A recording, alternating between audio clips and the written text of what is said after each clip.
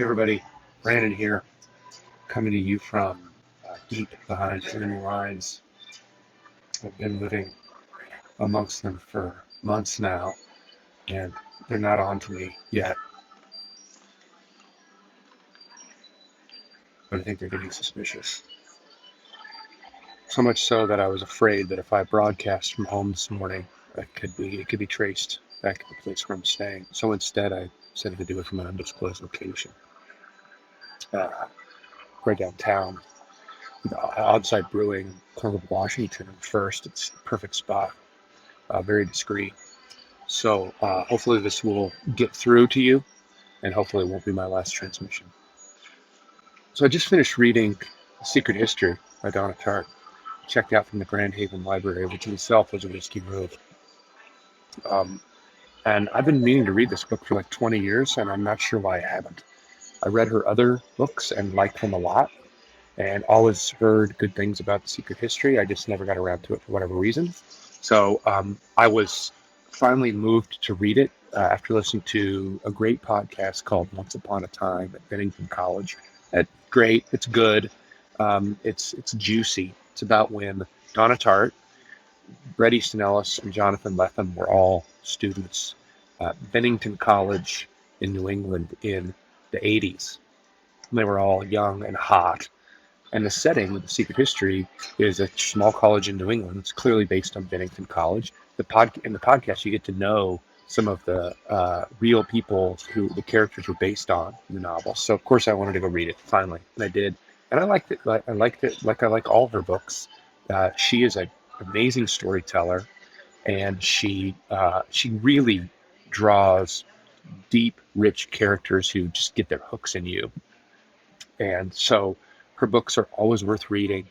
Um, and this one was particularly impressive, I think, because there was really nothing to like about these characters. They're all sort of despicable.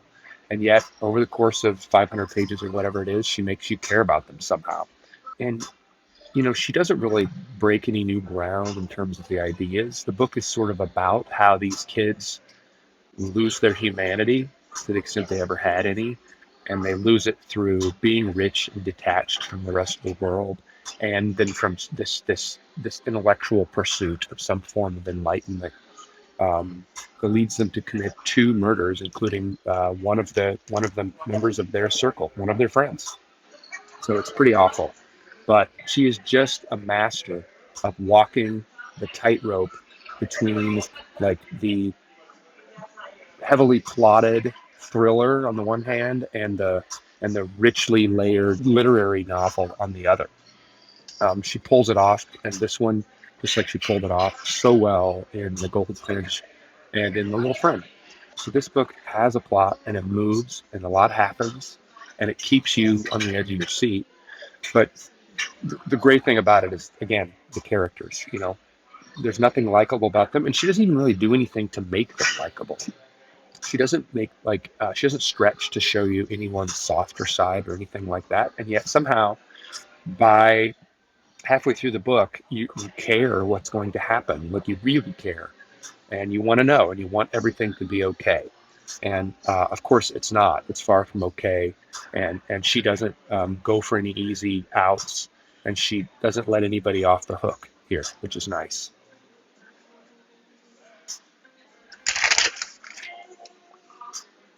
So here's a little excerpt. This is where the narrator, who is one of this group, though he's like a poor kid from California who's pretending to be rich, is describing their friend Bunny, who they're about to murder.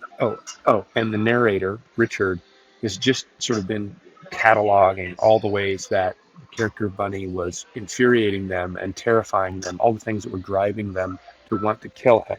To compound this, all these unpleasant recollections to the contrary, so much remained of the old Bunny, the one I knew and loved.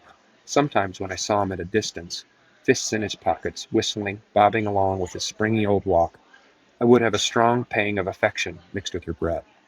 I forgave him 100 times over, and never on the basis of anything more than this: a look, a gesture, a certain tilt of his head. It seemed impossible then that one could ever be angry at him, no matter what he did. Unfortunately, these were often the moments when he chose to attack, He would be amiable, charming, chatting in his old distracted manner when, in the same manner and without missing a beat, he would lean back in his chair and come out with something so horrendous, so backhanded, so unanswerable that I would vow not to forget it and never to forgive him again. I broke that promise many times. I was about to say that it was a promise I finally had to keep, but that's not really true. Even today, I cannot muster anything resembling anger for Bunny. In fact, I can't think of much of anything I'd like better than for him to step into the room right now, glasses fogged and smelling of damp wool, shaking the rain from his hair like an old dog and saying, "Dickie, my boy, what have you got for a thirsty old man to drink tonight?" One likes to think there's something in it, that old platitude, amor vincit omnia. But if I've learned one thing in my short, sad life, it is that that particular platitude is a lie. Love doesn't conquer everything, and whoever thinks it does is a fool. So, I didn't love everything about this book, like any book. Um, it was meandering at times. There was one passage in particular, or this winter break thing, that just went on too long and expended way too much energy and ink on something that didn't move the story or the characters very far at all. Her books also have this just like dearth of humor, and that really is sort of a gap in her writing style. For me anyway, there's not a laugh line in this book or any that I can remember in like Gold. She also, I find, in her writing has a weird relationship with sex, and it really jumped out at me in this book, which is about a bunch of college kids, and yet sex feels like an afterthought for the narrator, and it's not much a part of anyone's life. I mean, characters have sex. The narrator hooks up with someone. He occasionally lets us in on how he's lusting after the girl in the group who he has a crush on, but it just doesn't feel authentic to me in the way that like a Sally Rooney book does. And I don't expect it to have all that sex in it. Like that's fine. The presence of sex in these characters' lives just doesn't feel genuine to me. Still, it's a great book. Um,